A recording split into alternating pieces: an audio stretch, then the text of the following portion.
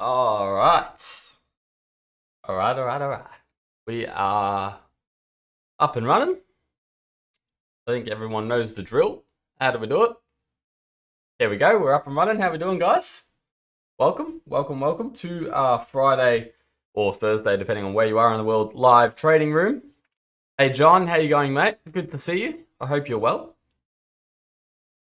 Loud and clear. Fantastic. Thanks for the audio check and the camera check. Awesome. It's good to know we're up and running. What's up, guys? How you going? Perfect money. Welcome to the live stream. We won't take too long here. There's got a little bit of stuff I kind of want to dive into.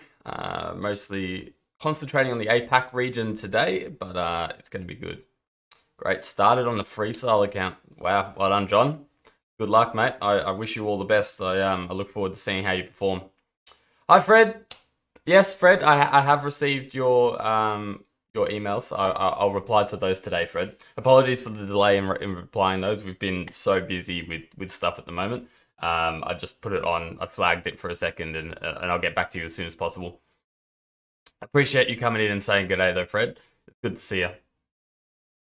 How's everyone doing? Anything worth noting for the week that's gone past? You happy with your stats so far, John? I'll have a look after the stream. You wanna on Discord? You wanna send me over your account number, and I'll have a look into them. I've had an issue with my back of house dashboard with checking freestyle accounts at the moment, but I'll be able to work it out by looking at your MetaTrader 5 account. How's everyone doing? Anything new? We won't take too much longer. We'll just give everyone a chance to warm in and come say good day. If you are here, say hi. Give me a wave. Get interactive. Let's have a chat. That's what we're here for. We want to be interactive. So if you are just watching right now, please do wave. Hi, Feeder. How does the freestyle work? Wow, that's an elaborate question. Essentially, you have 100 trades, and we'll analyze those 100 trades. We'll have a look at your performance factor, your win rate, your drawdown compared to your profit return, and we'll base that off the stats. You can find it on the website, and that's how it works. There's no drawdowns, there's no profit target, there's no time limit. It's literally just you have the account for 100 trades, you have full access to the account, you can lose as much as you want, you can make as much as you want. As long as your statistics are in check and show that you're profitable, we'll fund you. That's how that works. Can you use an EA? Yes, you can. Yes, you can use an EA. Hello, Horman. How you going? Wave. I still need to reply to you as well. I've been terrible with replying this week. I apologize, everyone. I've been so many projects in the works, so many things happening. It's just been a crazy week. I am feeling better, if you can't tell from last week, though. I do have a lot more energy, so we're up and about. Hi, DJ Banker. Welcome to the stream. Martingale, it's on a netting account, so you can use Martingale if you want, but I don't think it's going to get you very far. In the rest of our accounts, do not use Martingale. We don't allow Martingale. Why do we not allow Martingale?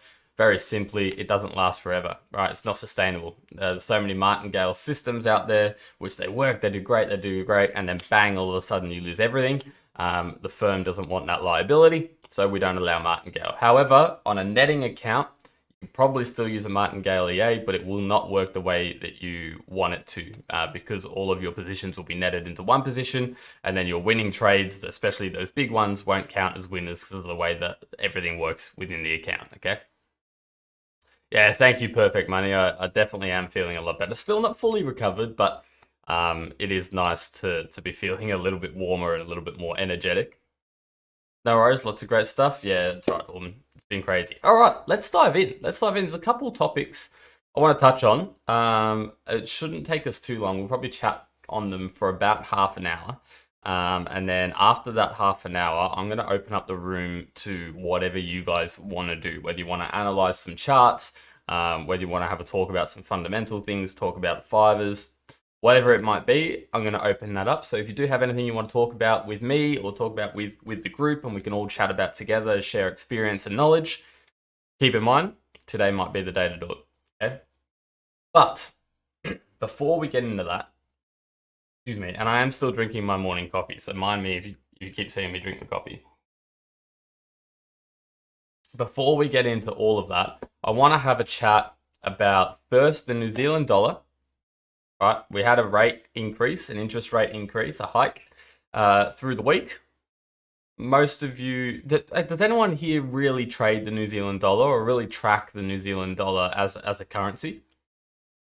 Let me know if you do, because it was obvious they were going to hike rates, right? They pretty much told us that they were going to hike rates, and they've hiked rates last 4 times, I think it was. The last 4 quarters, they've kind of hiked rates, and it's getting a little bit more aggressive as time goes on. They pretty much told us they were going to do it again, and then the chart still went ahead and moved a good like 62 to 65 pips within 5 minutes.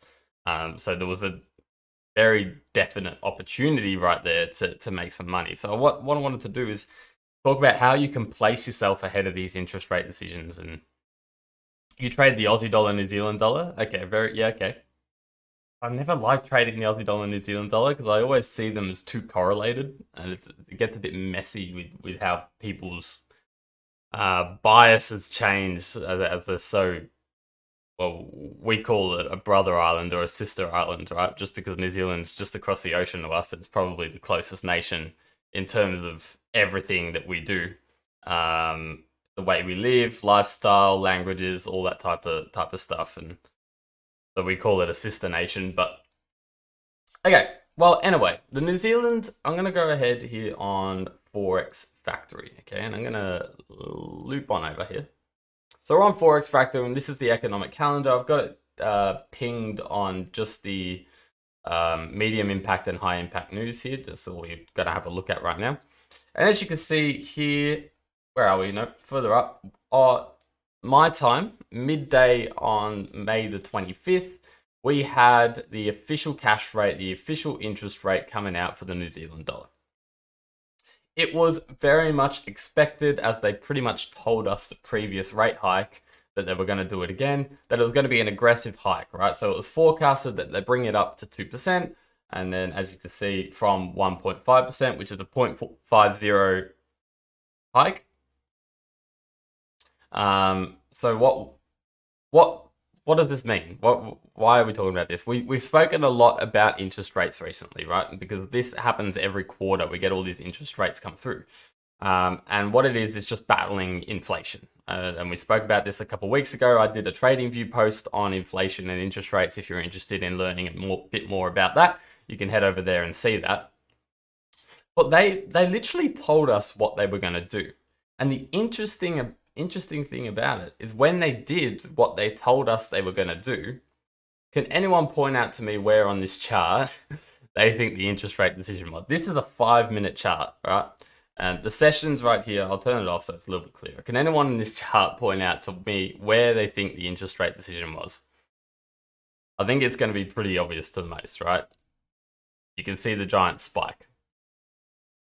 So the Reserve Bank of New Zealand told us what they were going to do, did it, and yet they still moved the chart a good 70 pips in 5 minutes after already telling us what they were going to do. And the interesting thing I want to touch on with this is we could have placed ourselves in the market for that. Now, the RBA, the RBNZ, when they do launch this official cash rate, right? Most people are reacting to the monetary policy statements. But the thing is, you can't read those instantly. So they usually take a little while to kick into the market. What you see is an initial pump, which is all the robots that are set to buy on whatever this data release is. They're literally programmed, so let's have a look at the data release. Let's buy or sell on the release of that data, right? And then you get this massive pump come through, something like this, and then you kind of get a reaction of, okay, once we understand the document, what's actually going to go ahead, then we have press conferences, where are we sitting at? Now, they spoke, when was the last release? April 13th. Yeah, April 13th, they spoke about the fact that they were going to hike them even more. And what you'll notice over the past few days, if we've had a pretty good bull run on the New Zealand dollar, right? We've just, over the past few days, we've really just been trending to the upside. And this is what I was talking about when I say the interest rates are usually priced into the market prior to the release coming out. And then the release comes out, we might get a pump, we might get a dump, and then you're usually followed by a lot of profit taking, right? Everyone's placing their bets pretty early. The big money, they're all placing their bets early for the interest rate decision because they know it's going to run in early. They want to be in the currency for when this interest rate decision comes out. They run it, for 3% gains or something like that. The interest rate comes out, they pump it, then they take their profits, and look how quickly this just really went back down to this where we started, 67 pips, just pumped out. Why did that happen? Well, everyone was taking their profits. And then all of a sudden now, after already getting the news we were expecting, we're in a range. So we had the initial kind of pump up, the initial move on the New Zealand dollar, the initial climb based off the interest rates prior to the decision coming out. We had the decision come out and now we're sitting flat. And that's what when I was talking a couple of weeks ago about interest rate decisions, that it's usually priced into the market prior to it coming out. That's what I'm referring to. A lot of people place their bets 2-3 days early. We get a bit of a rally or we get a dump just before, and then the actual interest rate comes out. A lot of the newbies, a lot of the robots, different things like that, they go ahead and they buy based off the interest rates. Like, okay, New Zealand, New Zealand hiked its rates. It's good for the economy. It means everything's running well, and they're going to battle inflation. I want to buy into the currency, which makes sense, right? Let's invest in that. But it doesn't usually work out that way. And the reason is because everyone knew this was coming earlier on, and they managed to get in a lot earlier, that once this has happened, they're actually starting to take some of their position off and they're starting to sell. Okay. So I wanted to have a touch on that. If anyone traded the New Zealand dollar interest rate decision, it happens with Aussie dollar, it happens with the pound, it happens with them all. Okay, they're very predictable results because they pretty much tell you what they are going to do, not down to the exact digit, but they give you a pretty strong indication on where they're going to go with it. And then when they do finally release it, we get thousands and thousands of robots that go ahead and buy the data release, and it's very easy to position yourself early prior to those robots. And that's why I love interest rate decisions, because not only can you catch those robots off guard, but it also, majority of the news afterwards is driven by their statement, driven by their policy meeting minutes, things that EAs and stuff like that are going to really struggle to read, right? So it's not based on figures and statistics, it's based off wording, and it's based off of body language and everything like that. Things that the robots are very unlikely to be able to pick up. So then you can base your decision once again and get an edge over all of those prior to that going up, right? So I wanted to have a quick touch on that. I wanted to explain that for anyone who maybe hasn't traded interest rate decisions before, or maybe saw the big pump and was like, wait, what just happened? That's what happened. That's how it works. And that's how I trade it. Anyway, I like trading interest rate decisions. So does anyone have any questions on that before I move over to Aussie dollar? Sticking around the same area. I said we're going to be a lot on the APAC region today, but that's okay. You're in New Zealand dollar CAD with an EA. Did good with the bounce. I was lucky. Yeah, if you were placed in prior to inflation coming out without a bias on the inflation result, then yeah, there would have been an element of luck in there, especially if your EA automatically bought it too, so you didn't have much of a say. You need to be careful with these decisions, with these big fundamental releases, and make sure you're managing your risk accordingly with that, because it definitely could have gone the other way.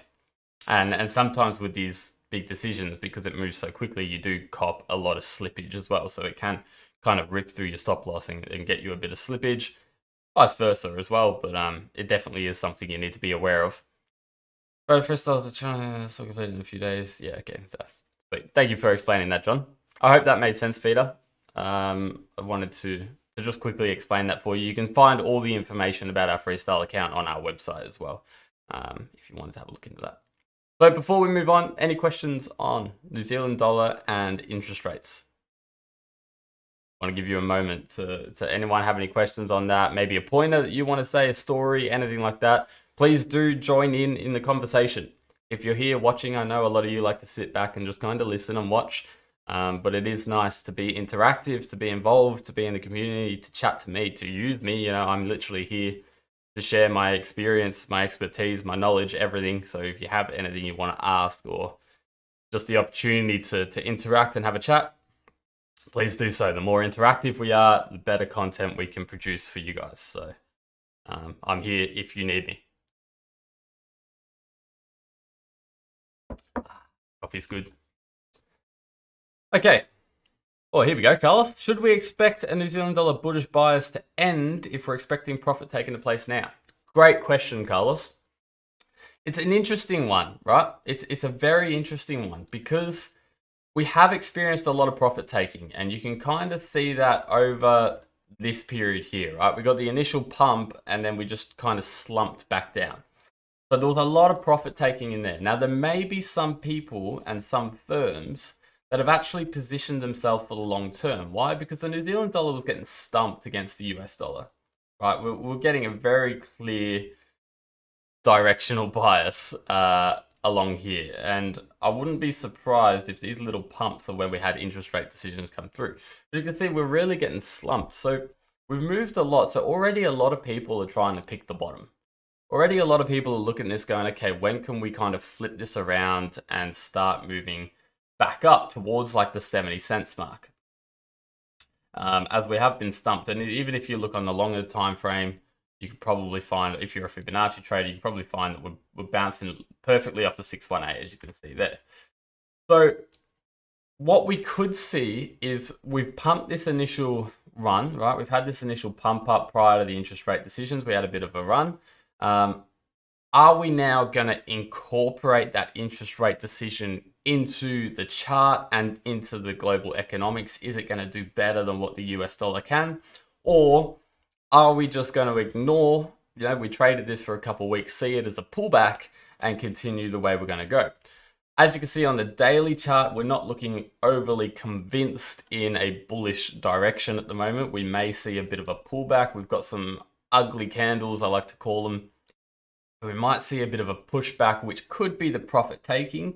The issue is if we take a lot of profits here, and most people probably will looking at this chart, if we take a lot of profits here, it might produce another one of these candles, right? Like something like this, one of these big red candles that we're seeing along here.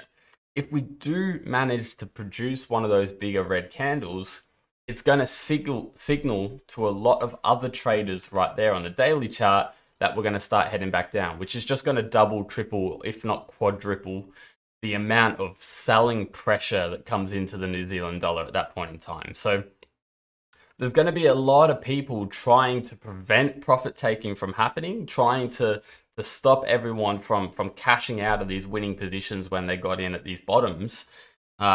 Solely because if it does come back down and breaks low and gives us a solid red sell signal, we're going to see a lot of selling pressure come into the market. So it's going to be interesting. It's a good question that you're asking, is should we now, what is our bias on the New Zealand dollar? Right now, I kind of have a neutral bias. I'm not buying it. I'm not selling it, all right? I'm kind of sitting there going, I like where it's at. I like where it's at. I don't think it should be priced higher. I don't think it should be priced lower. I think the main thing realistically that's going to move this chart after profit taking from the interest rate decision is going to be the US dollar. So keep an eye on that. But yeah, in terms of your question, I think it's very evenly priced right now for the way the world is turning at the moment. I could see this going either way. I can see us taking that interest rate decision. They're being more aggressive. It's good to see they needed to be more aggressive. Let's see if we can start pushing a little bit higher. But at the same time, if we do start producing some sell signals, I can understand why most people are going to come in and short this thing, even though we did have positive interest rate hikes, right? Like, it was a good decision to rate that, to rate hike. It was a good decision. So I know that doesn't really answer your question, but yeah, it's kind of up in the area of, I don't really have a bias. I don't really want to be risk on the New Zealand dollar right now, because because I don't have that bias. I'm unsure. I'm unsure. I don't have a directional idea going, yeah, okay, that's good. Or no, okay, because we moved a lot. Most people will be out here saying, oversold, but this was all pushed fundamentally, so I don't really look at the whole technical side of it. Can we pump back up, or are we going to come back down and retest these lows? If we start moving down to retest the lows, we'll retest the lows, in my opinion. So if we do get a sell candle, I do think we'll head down and test these lows. That would be, maybe I do have a bias. Maybe that'll be my strongest point. If we get a sell candle, I'm going to be looking to short. I won't take the trade, but as a, what I would probability wise, what I'll be looking at. I will be looking to maybe get around to these lows. If we get up above, I'm still not looking to buy just because I don't love all the selling pressure in here. I think there's still going to be a lot of orders through this area that haven't been filled. Yeah. We'll see. We'll see what comes. We'll see what comes of it, I guess. What do we have next week? Do we have anything big fundamentally next week? NFP. Okay. Yeah, NFP might move this a little bit. That might be interesting. Depending on the NFP result, we could get that sell candle, or we could it could be the change of direction in the New Zealand dollar, US dollar. I appreciate your comment, Carlos. Thank you for tuning in and speaking up. Nice to meet you. I hope that kind of gives you an idea of where my head is. So yeah, when you're saying the bullish bias to end, I had a very short-term bullish bias, right, just ahead of the interest rate decision. But as you can see on the daily chart here, it's been stumped recently. So we'll keep an eye on it. We'll see where we go. Awesome. I'm glad I can share my insight for you. Okay, so let's have a look now at the Aussie dollar. Right, we're going to look at the same thing now. The chart hasn't been stumped as much, but it's still not great. We had a change of government last week. The start of the week. The start of the week, we had a change of government, which is the first time we've had a change of government in about a decade, if not longer. Okay, it might have even been longer. Labor has won the election. We've been Liberal for quite a long time. And it's gonna be interesting. Let's just say that. I want to know how the market's gonna react, because our initial reaction to Labor and change in government was positive, right? So the Aussie dollar actually rallied a little bit right here, all the way through the Asian session. After the market opened up after the election, we actually rallied, right? We moved up. And I was like, okay, I to be honest, I wasn't expecting a rally. Labor is very focused at the moment on being more carbon neutral, battling climate change, which I think is fantastic. I think that's a very good thing to do. But I think a lot of people are forgetting that in order to do that, it's going to cost money, and we have to take money from somewhere. So I was quite surprised to see the Aussie dollar doing so well. I don't think the ASX did so well. I'm actually going to have a quick check. I haven't had a look at it, but I can imagine it probably didn't do too hot. Where are we looking? Yeah, okay. So we gapped up and then trended down on the ASX. That would have been no here. Yeah. Okay. Yeah, that doesn't surprise me, to be honest.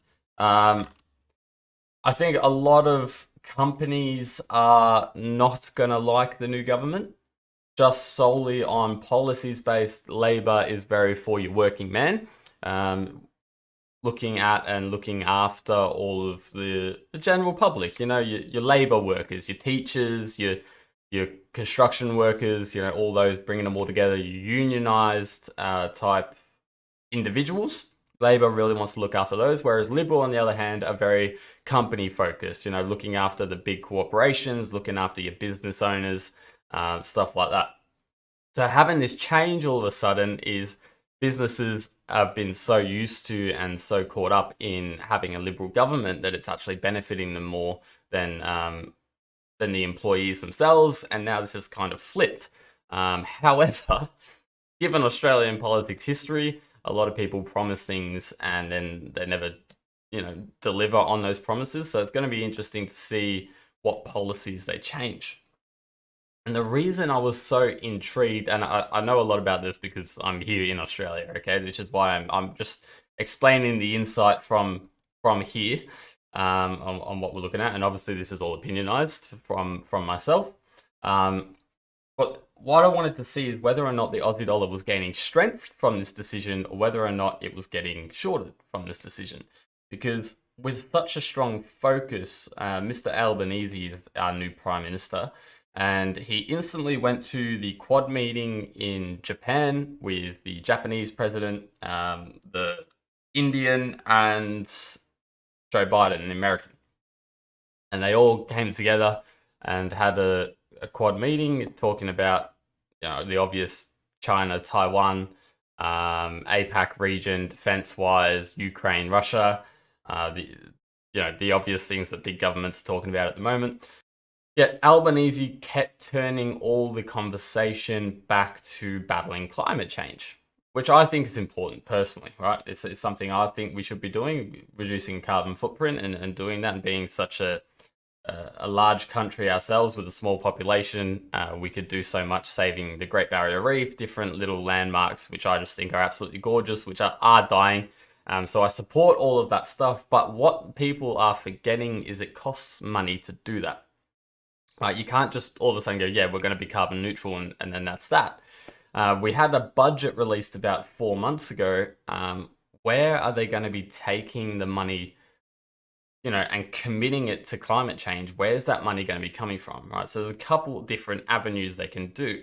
They can tax the general public more, which they probably will tax the higher earners a bit more. I can see that happening. Just with Labor being Labor, I can see them taxing the higher earners a little bit more, which is going to be bad, in my opinion, because I think we will see a lot of large corporations and even the ones getting a little bit bigger start to look to move somewhere else. The tax rate in Australia is already quite high. If we keep squeezing that even more, you might see companies and high net worth individuals starting to think, I'm going to head elsewhere.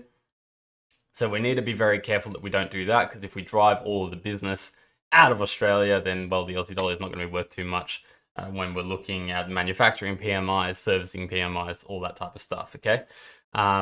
Or we can take money out of the budget from somewhere else. We can reduce military spending. Is that a good idea given the current climate of the world? I'm not sure. I think it's going to be quite important to keep military spending, if not increase it, given the current pressure with China going to Taiwan. Not yet, but maybe. Russia gone into Europe and vice, everything going on. It might be important to have that defense spending. Also, it's a great time to increase jobs and everything like that. Are they going to remove it from aged care? Probably not, being a Labor government. So a lot of people are forgetting that in order to commit money to fight these new causes, which the Liberal government didn't care too much about, they did a little bit, but not to the margin that Labor's claiming they're going to do, they've got to take money from somewhere. So it's going to be very crucial that we have a look and find out where's that money going to be taken from. Because if we find out where that money is going to be taken from, we could make a lot of money in preempting then decisions, and whether it's trading currencies, whether it's trading stocks, we are going to be able to make an educated decision, guess, or investment on where that's going to happen, and we can make some profit from that, which is why I'm sharing that with you today, okay? So I know I just spoke about the Aussie dollar a lot, and I probably just bored you talking about politics and everything else, but it moves the market. It moves the market, and I'm giving you some insider insight from here in Australia and what I think is going to happen. I think we need to keep a close eye. We had an initial rally, right? Stocks didn't rally when Labor got in. Stocks actually come down. We had an initial rally in the Aussie dollar, which makes sense. If the stock market's moving down, usually the Aussie dollar moves up. If you're selling your stock, your money's got to go somewhere. We had an initial rally, and then we've just kind of sat still, a little bit messy, not really much direction, more to the downside, it's a slow downtrend. but we're just kind of sitting still. So it's going to be interesting to see. And I think this isn't really going to move. We've got NFP coming out the end of next week, but prior to that, I don't think we have. Oops. Thanks for that. Prior to that, I don't think we have. Are you kidding? Too much coming through. We've got our GDP, which I don't think is going to move the market too much.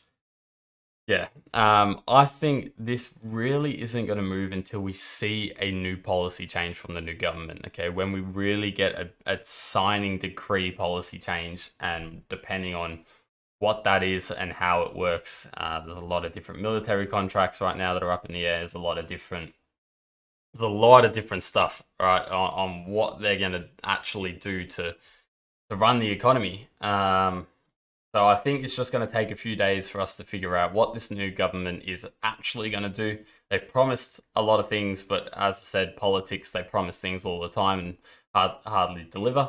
So it'll be interesting to sit back and kind of be like, okay, let's see what your move is. And I think that's what the market's doing right now. We're kind of sitting here being like, okay, let's just wait. Let's see what their move is. Let's let them, play the first pawn in chess. Let's let them make the first move, and then we'll base our information off that, which is also exactly what I'm doing. I'm waiting for the first move, and then I'll base the Aussie dollar bias off of that.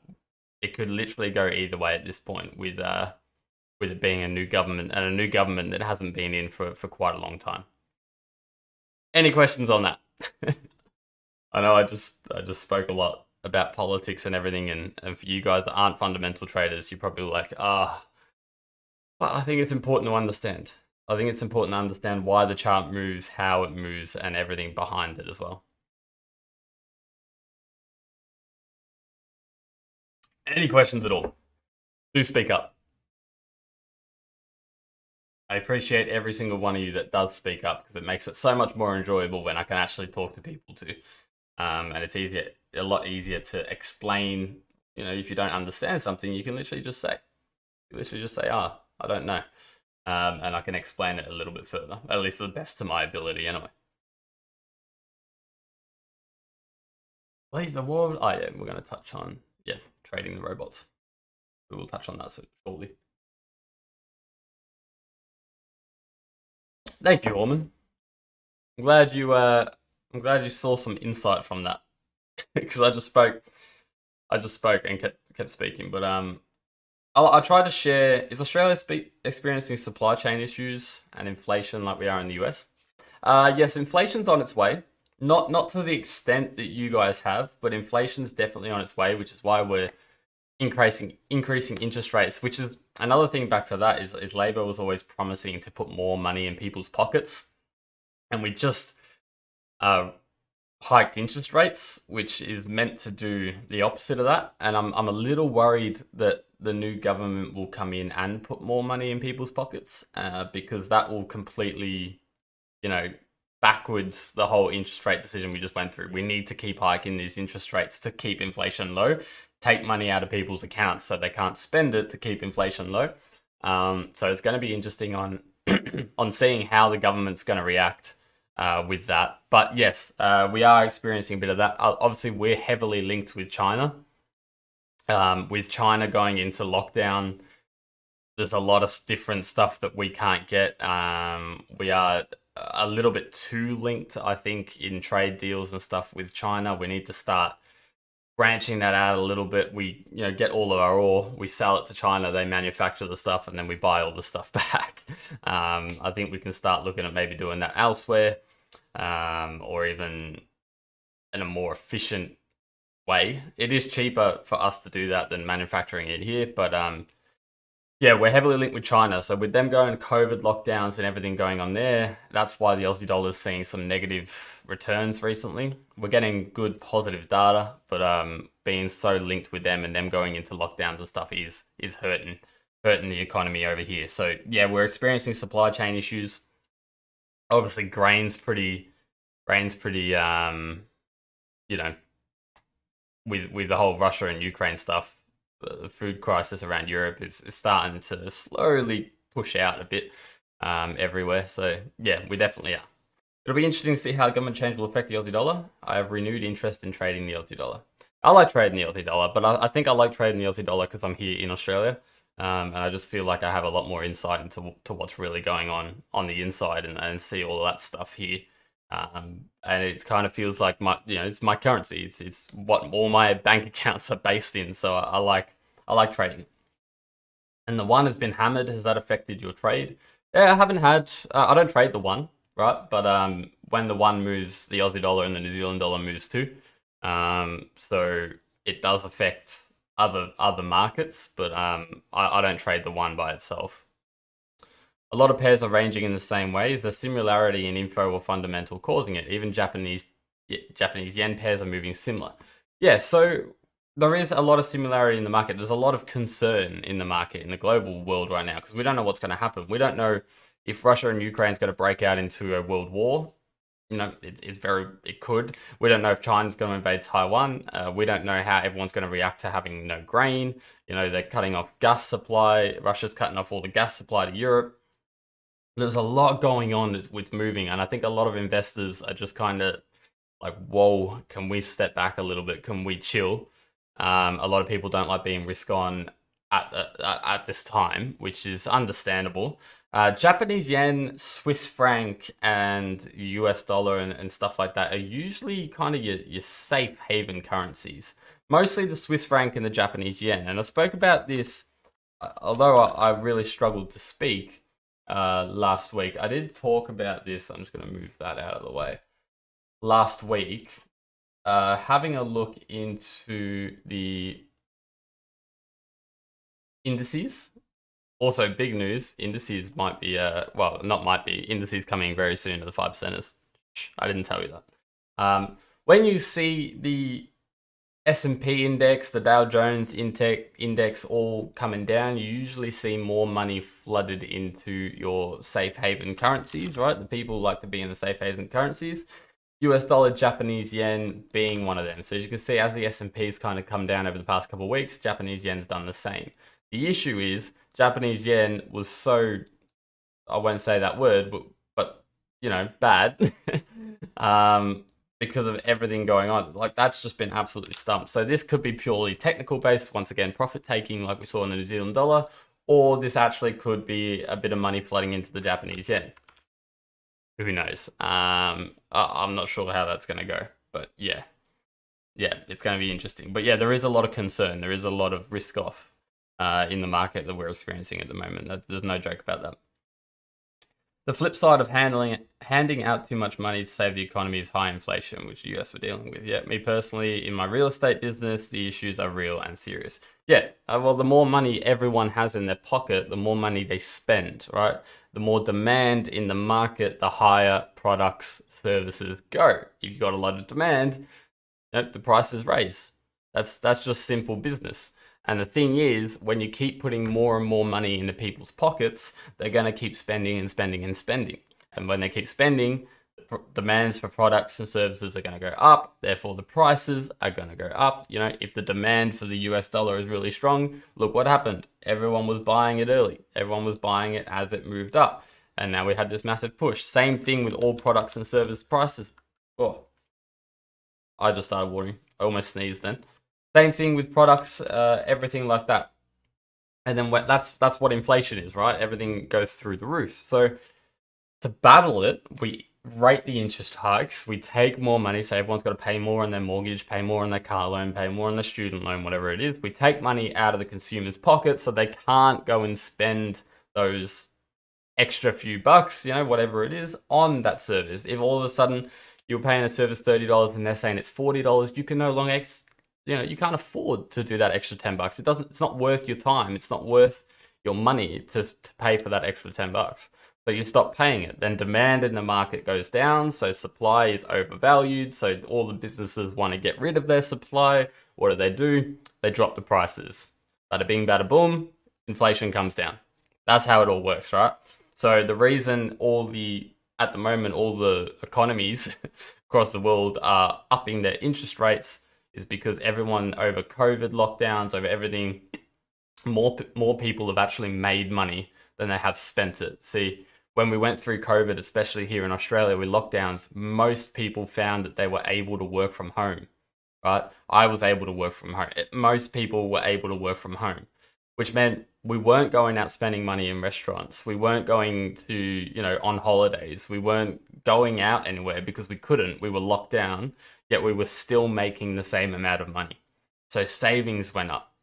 Everything went up. All of a sudden, we were getting extra amounts of cash during this time. And then we opened up after COVID lockdowns, and everyone had all this money that they've never had before. So what do they want to go do? They wanted to go spend it. They wanted to go out of restaurants. They wanted to help the economy grow again. And what that actually did was just pump up the demand to the point supply couldn't keep up. So then what they did was increase their prices. And now we're battling inflation. I think that's very similar to what's happened all over the world, which is why we're seeing so many economies out here pump up interest rates to try and battle it. Could have been done a little bit earlier, yes. Could have seen it coming, yes. But it is what it is. The main thing is they just need to aggressively hike them, in my opinion. Aggressively hike them soon. Get it, go through the hard yaga before it gets too crazy. Obviously, we're not at the point of... Do you guys know the number on inflation that you guys are sitting at? Weren't you up to 9% or maybe 10% in the US?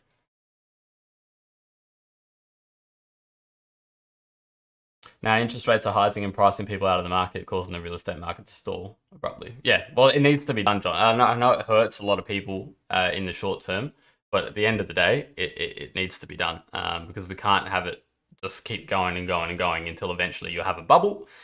Bubbles go pop, and that's when everyone really gets hurt.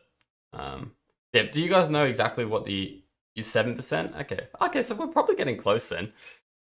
I think we were sitting at 4 or 5%. I'm not sure what we're sitting at now. The RBA come out and said they reckon it will top out at 6%. I don't think that's true. I think we'll go a lot more than that.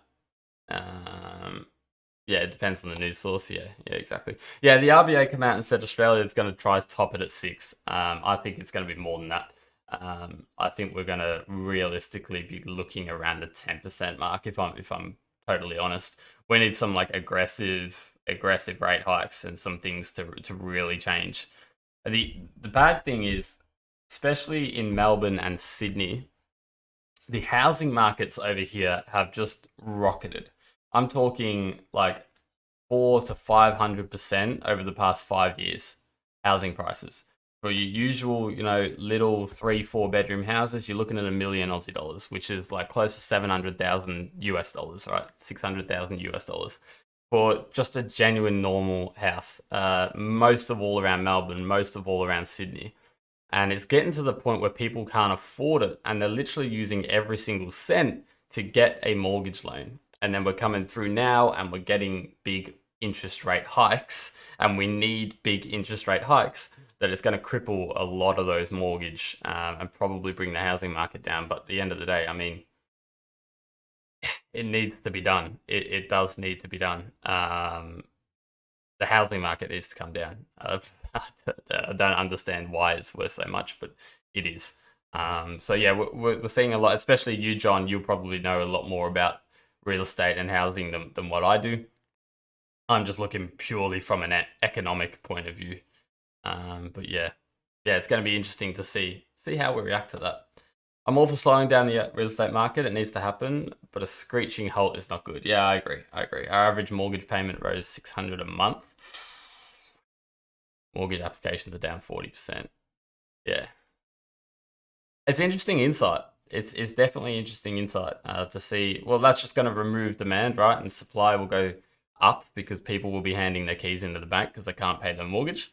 And that'll bring all the housing prices down, which we kind of need here. The thing is, we've got such a bubble. Our real estate market here is such a bubble that it's fragile. It's fragile, and I'm a little worried about what will happen when it finally goes pop. I'm not saying the Big Short over again, but I mean we're on one hell of a track. I know a few people that have got 6-7 different properties on really cheap mortgage rates. I'm like, those mortgage rates are going to go up over the next 2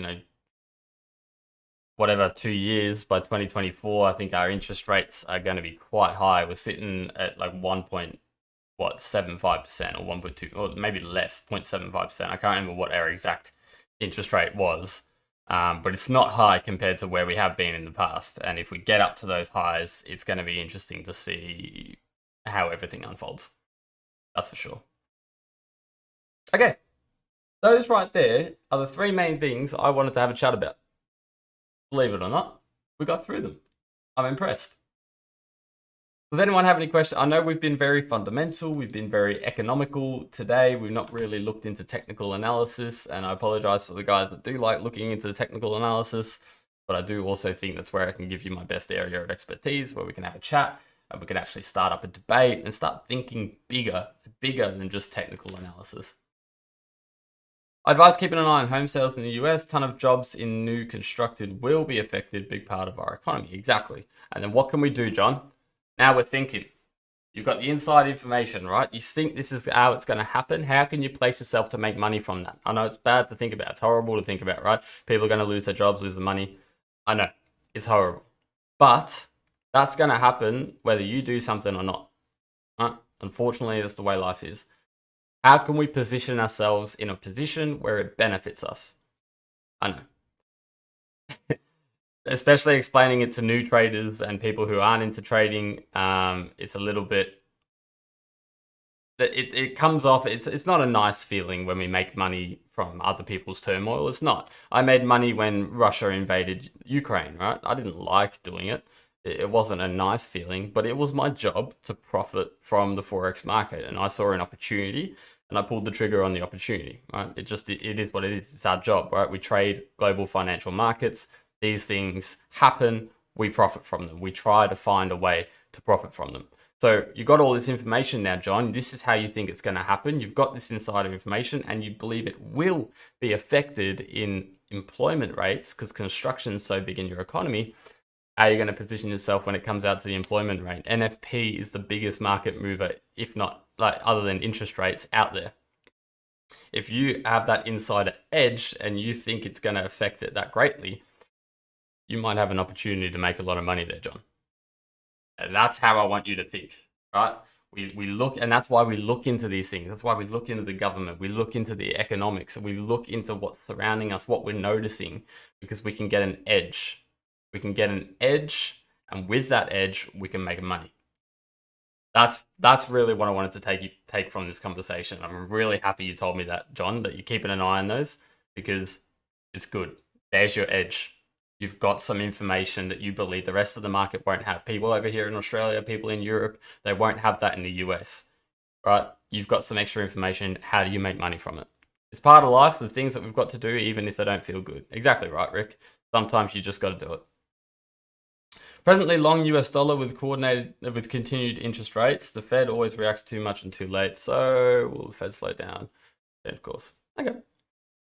Yeah, well, it will be interesting to see how everything unfolds in the future. But as a whole, I'm pretty risk off at the moment. I haven't had a trade. I didn't trade this week.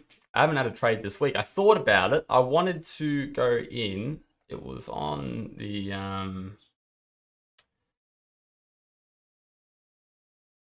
Where was it? No, it was here. Wednesday the 25th. I wanted to go ahead and short the US dollar. So let's go ahead. When I'm trading US dollar news, I like to look at US dollar Japanese yen. And it was the 25th.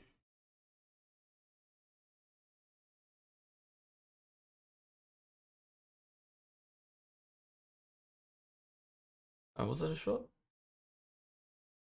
What were we looking at? Where are we?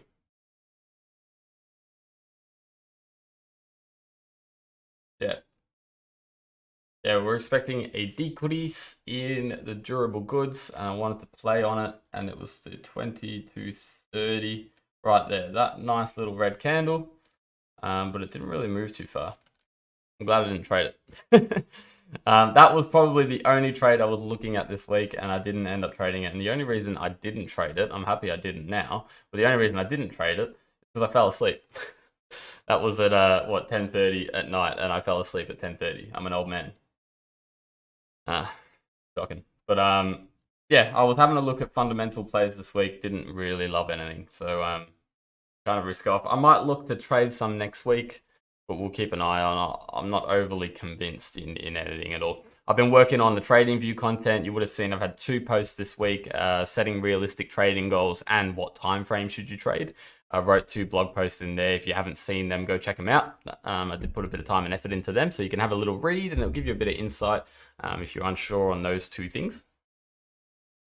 But other than that, does anyone have anything they wanted to chat about? Because I've gone through all of my content.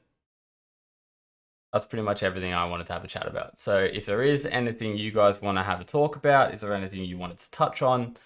Now's your opportunity. Ask a question, speak up, say good day. If not, we'll move on. I'll give you a moment. Anyone have a story they want to share? Anyone have a trade that they want to be proud of and boast about, or a trade that they did horribly wrong and they want to tell me about it? You're out of breath? Yeah, John, we talk a lot, hey? We talk a lot, but it's a good thing. It's a very good thing. I would love to know where you go to learn deeply about fundamentals. Any books or teachers you can recommend?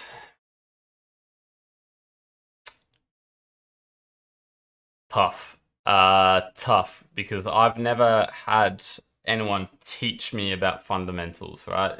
In a sense. I mean, the obvious answer is be like economic degree, but I don't have any necessarily. I've always read them up based on market reaction and then just researching them. When I first discovered interest rates, I would just Google interest rates and read a million different news articles, posts, opinions. What is it? How does it move? And then always look back and have a look at, how did the market react? Why did the market react that way? And then just kind of dive into all the different fundamental aspects in that sense. I've never, I don't. You do, John? Please share if you do. I'm sure there are many great books out there, just general world economic books and teachers, but unfortunately, I can't recommend any. I'm unsure for that one for you. Sorry. I'll have a look into it. I'll have a look into see some different articles and some different things. I've always just the way I've learned to trade. I've always just tested it and Googled and dove into so many different ideologies and dove into so many different areas. And yeah, it's yeah. I've just been looking all over the shop. Thank you, Horman. I appreciate it. Ah, right. You're saying you talk too much? Okay, sorry. I thought you were saying you had a book or a teacher that you recommend. Okay, well, I think that might wrap us up, guys. I don't think we have too much more to chat about. I think everyone's said their things. We have a couple of quiet people that are just kind of watching, and that's okay. I'm assuming they don't have anything they want to talk about either. But I think that might wrap us up until another week. Next week, next Friday, the morning I do this, the afternoon after my live stream will be NFP. So we may touch on that, potentially talk about where we can position ourselves prior to it coming out, but I don't usually like trading NFP. I like trading NFP reactively rather than preemptively. So we'll keep an eye on it, but we might have a talk about some analysis on that shortly. I hope you all have a fantastic weekend. It was an absolute pleasure chatting you all again. Thank you for everyone who reached out, everyone who knew, who said good day, and everyone who gave me a little wave and had interactive chats with us today. I really want to try and get more interactive with everyone, come through, have a chat. It is a lot more enjoyable, but then also I can deliver a lot more quality in what you guys want to hear because we can literally talk about it. As always, have a fantastic weekend. Get away from the charts, spend some time with your friends and family. And I'll see you next week. I'll be quiet next time, but we brought up real estate. I live it every day. No, don't be quiet, John. I like chatting. I like the chatting. Keep it up. Thanks, Carlos. Appreciate you tuning in and saying good day. Enjoy, guys. I'll catch you later. Bye now.